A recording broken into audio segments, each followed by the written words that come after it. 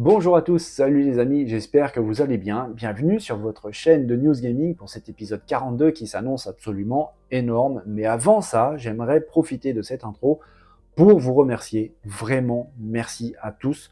Parce que grâce à vous, la chaîne évolue, elle grandit. On a dépassé les 450 abonnés.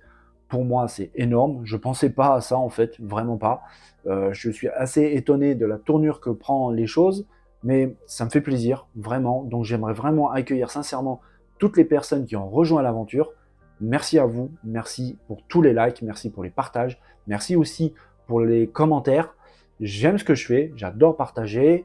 Parfois je me trompe, parfois je peux dire des bêtises, mais vraiment j'aime ça. Si en plus de ça je peux échanger avec vous dans la zone de commentaires, bah pour moi c'est un petit peu comme un bonus. Ça me permet de mieux vous connaître, ça me permet de discuter de tout et de rien, mais surtout de notre passion commune, le jeu vidéo. Sincèrement, ça me fait plaisir, vous imaginez pas à quel point. Et si je peux un petit peu demander votre aide pour pouvoir m'aider à faire cette route vers les 1000 abonnés, road to 1000, eh bien vraiment, avec votre aide, ça me ferait vraiment plaisir d'atteindre ce chiffre presque comme un Graal pour moi. On verra bien comment ça évolue, mais en tout cas, sincèrement, merci parce que ça démarre vraiment, vraiment bien. Et si vous voulez en apprendre un petit peu plus sur moi, m'aider aussi un petit peu, ben, dans la zone, dans l'onglet à propos de la chaîne, il y a différents liens et il y a notamment le lien Instagram. Donc vous êtes les bienvenus sur ma page Instagram pour pouvoir voir un petit peu mes photos. J'essaie d'en mettre assez régulièrement, même si ça fait un petit moment que j'en ai pas mis, mais j'essaie quand même d'étoffer un petit peu ça. Et vous pouvez venir liker, vous abonner, commenter, bref, un petit peu comme ici, mais sur Instagram, et ça me fait vraiment plaisir de vous accueillir. Allez, on termine ici avec les bisous et les câlins. On démarre tout de suite cet épisode 42. J'espère que vous êtes prêts. Installez-vous confortablement. Prenez une petite camomille, hein, parce que l'épisode s'annonce colossal. Allez, c'est parti pour l'épisode 42. Go!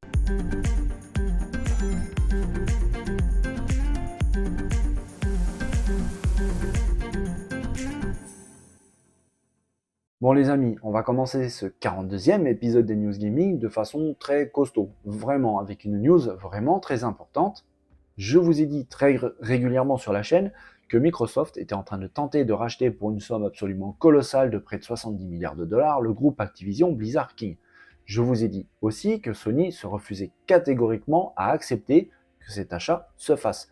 Je vous avais dit que les différentes autorités de régulation sur le monopole étaient en train de travailler, de statuer sur l'acceptation ou non de cet achat, comme par exemple la FTC américaine, la Commission européenne, mais aussi la CMA, qui est l'autorité de régulation britannique.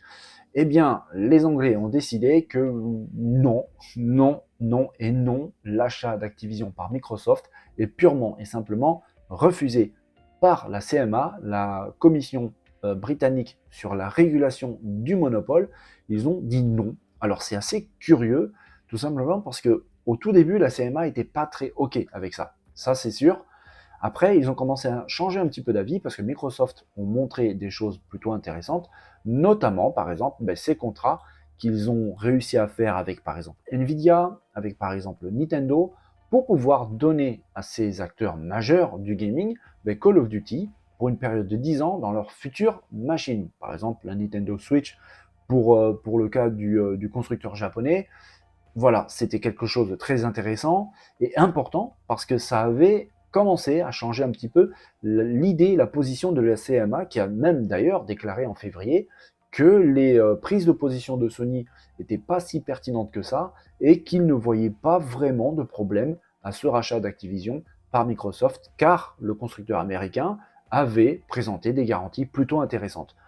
Eh bien, aujourd'hui, en tout cas hier, le 26 avril, la CMA a totalement revu son jugement en refusant, tout simplement, purement et simplement, ce rachat d'Activision par Microsoft, en déclarant la CMA a empêché le projet de rachat d'Activision par Microsoft, craignant que l'opération n'altère l'avenir du marché des jeux dans le cloud, qui connaît une croissance rapide et n'entraîne une réduction de l'innovation et du choix pour les joueurs britanniques dans les années à venir. Alors déjà, on y voit une petite prise de position que la CMA craint que cet achat colossal bloque l'innovation du jeu dans le futur. Mais attention, ils n'ont pas parlé du jeu physique, ils ont parlé de jeu dans le cloud. En fait, ce qui dérange vraiment la commission anglaise, c'est même pas en fait Call of Duty.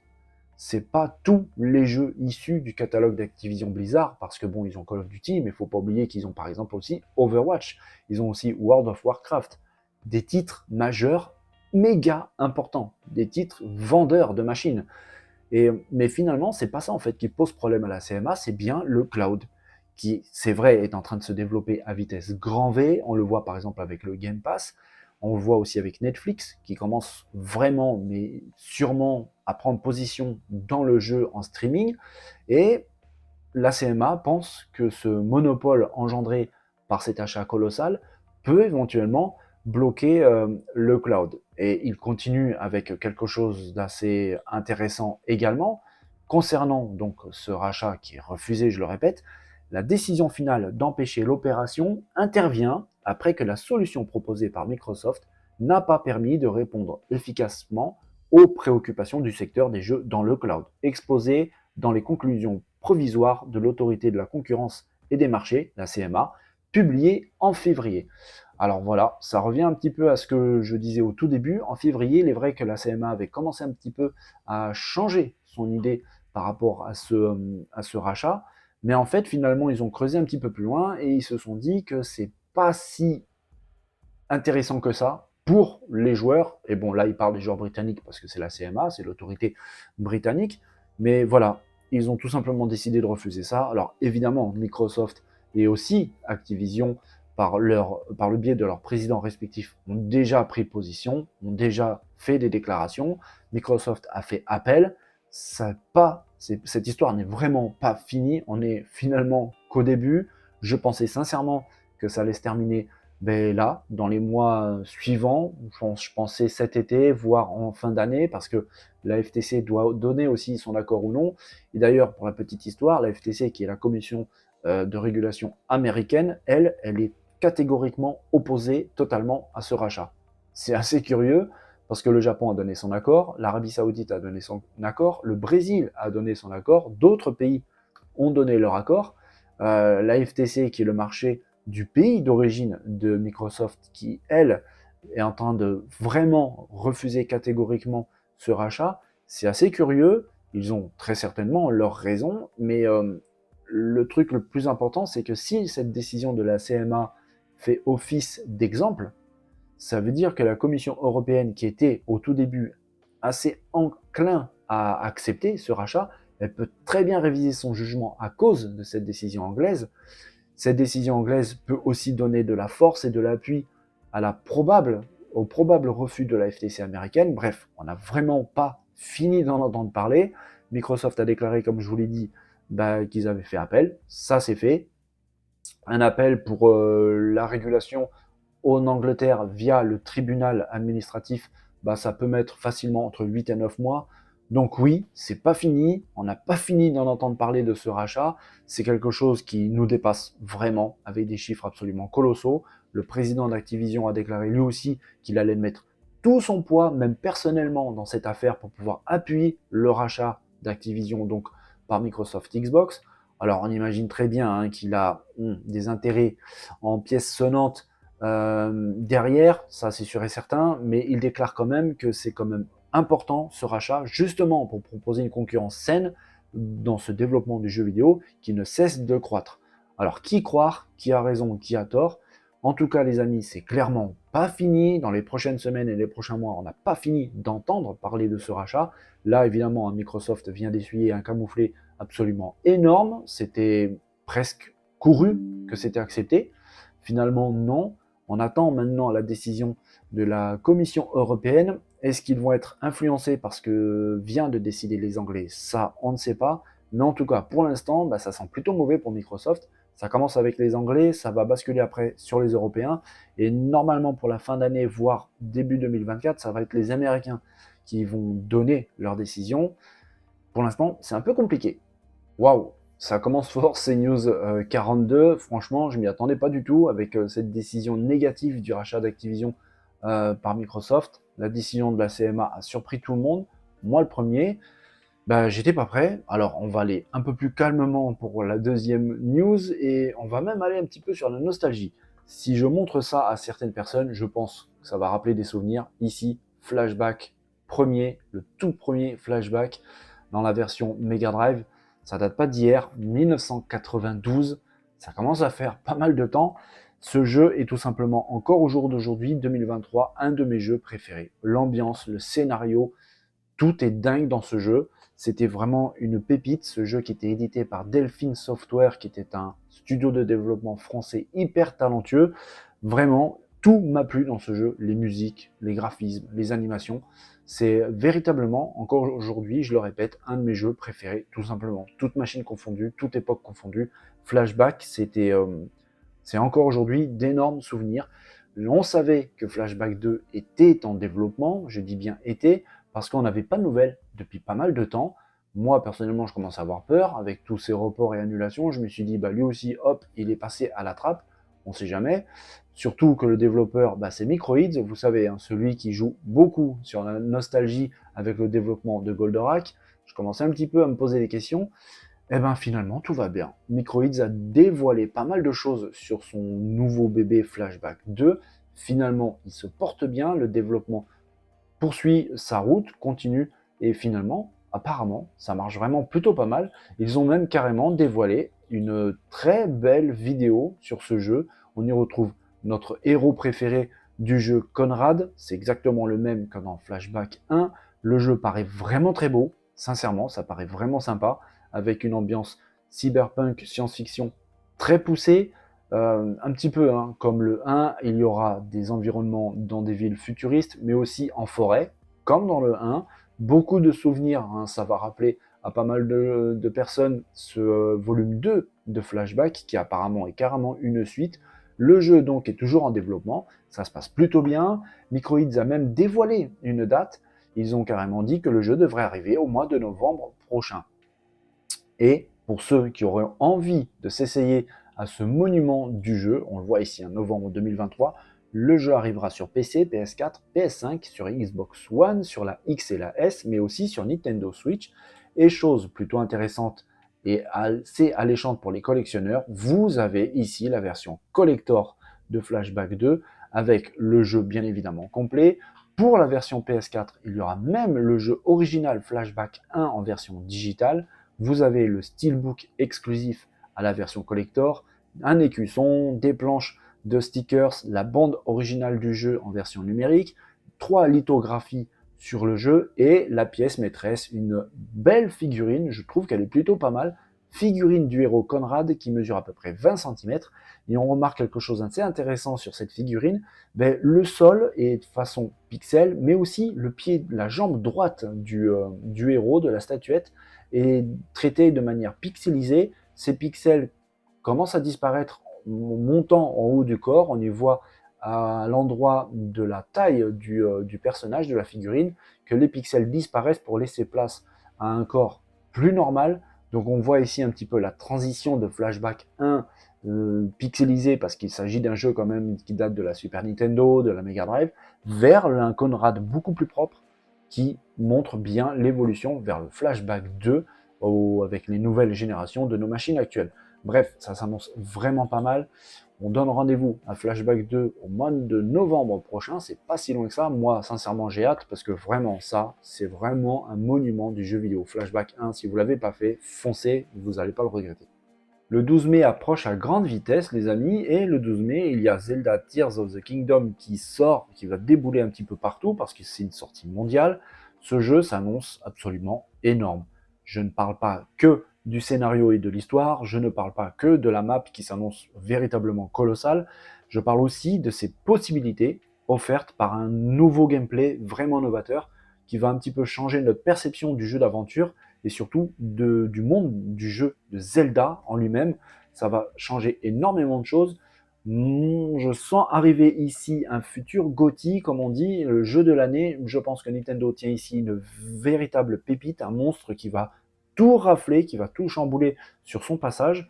Un petit jeu Nintendo Switch qui va vraiment, vraiment faire du mal à la concurrence. Et d'ailleurs, certains journalistes, certains médias ont eu accès au jeu exclusivement pendant à peu près 1 heure pour se faire une meilleure idée un petit peu du jeu, se faire une meilleure idée des mécaniques justement de ce gameplay si spécial. Et attention, d'après tous les journalistes, tous les médias qui ont eu accès au jeu, le jeu s'annonce vraiment dingue, beaucoup plus fou, beaucoup plus énorme que ce qu'on a pu voir dans les trailers et les différentes vidéos. C'est vrai qu'on était hypé de dingue, on a vu des choses assez folles, et on s'est dit, ça va être gigantesque. Et en fait, c'est même encore pire que ça. Vraiment, les journalistes sont un petit peu choqués de ce qu'ils ont vu, et ils ont eu la chance et l'accord de Nintendo de dévoiler certaines choses dans une vidéo qui permettent d'en savoir un petit peu plus, mais ne vous inquiétez pas, il n'y a pas vraiment de spoil. D'ailleurs, Nintendo a accepté que ces vidéos soient diffusées aux yeux de tout le monde, donc ça veut dire que ça va. Apparemment, vraiment, le jeu fait étalage de énormément de possibilités. Les possibilités donc offertes par ces mécaniques nouvelles dans le gameplay sont nombreuses, infinies, folles, et elles apportent un plus gigantesque au niveau des énigmes, à l'exploration en elle-même, à l'expérience du jeu en lui-même. On n'imagine même pas à quel point il peut y avoir des façons différentes pour pouvoir accéder à tel ou tel endroit, tellement les possibilités au niveau par exemple de l'amalgame, c'est-à-dire la possibilité de coller plusieurs objets entre eux, sont offertes. C'est vraiment colossal. Les mécaniques sont tellement inédites qu'elles chamboulent vraiment le gameplay de Zelda. L'expérience va être vraiment très chamboulée, et à tel point que apparemment la prise en main est quand même plutôt difficile, un petit peu compliquée. Par exemple, un journaliste du Washington Post a quand même déclaré qu'avec toutes ces fonctionnalités, Link est considérablement plus difficile à contrôler. Le jeu demande de la dextérité. Il a même développé en disant cela demandera sûrement quelques heures supplémentaires pour que ça devienne une seconde nature. Alors après, il faut se rassurer quand même si au début on fera face à pas mal d'échecs, ça c'est sûr et certain, avec quelque chose d'aussi novateur, d'aussi nouveau et complexe, il y aura des échecs, c'est jamais punitif. Il n'y aura pas cette sensation d'être puni, quelque chose de très dérangeant et qui même à la limite, à force, peut couper l'envie de continuer l'aventure. Ce n'est pas le cas, mais en tout cas, tous les journalistes sont d'accord pour dire que cette nouvelle dimension, elle fait absolument des merveilles et qui permet à cette suite de se démarquer très fortement de Breath of the Wild. C'était pas une mince affaire avec le succès de ce Zelda Breath of the Wild qui avait été vraiment colossal. D'autres aspects ont impressionné les journalistes qui ont pu avoir accès à ce jeu fabuleux qui arrive. Ils ont déclaré tout simplement que du point de vue technique, tout tourne à merveille. Le framerate est constant, que la plupart des sections auxquelles ils ont pu avoir accès se déroulaient dans le ciel et étaient honnêtement et étonnamment fluides. Alors bien sûr, c'était un petit peu un questionnement. On connaît un petit peu les limitations techniques de la Switch. Elle arrive petit à petit en fin de vie. J'avais dit dans les différentes previews, dans les différentes vidéos, que je trouvais le jeu malgré tout assez joli. J'étais assez étonné, malgré un petit peu les limitations du streaming de YouTube et tout ça, les connexions internet qui sont pas vraiment terribles, donc on ne peut pas vraiment se donner une idée, mais j'avais l'impression, moi, visuellement, que je trouvais plutôt pas mal. Attention, hein, entre guillemets, à prendre en compte que c'est sur Nintendo Switch. Hein, mais je le trouvais plutôt pas mal, peut-être même un poil plus joli que Breath of the Wild, et apparemment, c'est ce qu'il en ressort, d'après les dires de ces nouveaux... de ces journalistes qui ont eu accès donc au jeu pendant un petit moment. Il y en a un qui a carrément déclaré que Zelda Tears of the Kingdom pourrait être aussi gros qu'Elden Ring, quelque chose de spécial arrive. Bref, c'est très enthousiasmant, on voit vraiment une hype vraiment très forte, et plus la date approche, et plus ça va devenir fort, parce que bien sûr, beaucoup de personnes vont avoir accès à énormément de choses dans le jeu. Il y a des choses qui vont être révélées. Bref, on a vraiment hâte de pouvoir mettre les mains dessus, parce que plus le temps arrive et plus les choses qui sont dites sur le jeu deviennent de plus en plus grandes, de plus en plus fabuleuses, on peut dire, ce sont les mots. Le gameplay qui s'annonce vraiment riche, avec toutes ces possibilités d'amalgame, de rétrospective, le fait de passer à travers les murs, et bref. Zelda Tears of the Kingdom arrive, sincèrement il va chambouler énormément de choses. On n'a pas fini d'entendre parler de ce hit, et je le répète, je pense que Nintendo tient ici le jeu de l'année. Vraiment, on verra ça plus tard, mais croyez-moi les amis, je pense qu'on a ici vraiment le jeu de l'année. Et voilà les amis, c'est tout ce que j'avais à vous dire pour aujourd'hui, pour cet épisode 42 des News Gaming. Épisode finalement assez énorme. Alors non, pas en termes de quantité de news, parce que 3 news, c'est pas foufou, mais c'était quand même des news relativement importantes, comme par exemple ce refus de la CMA concernant l'achat de Activision par Microsoft.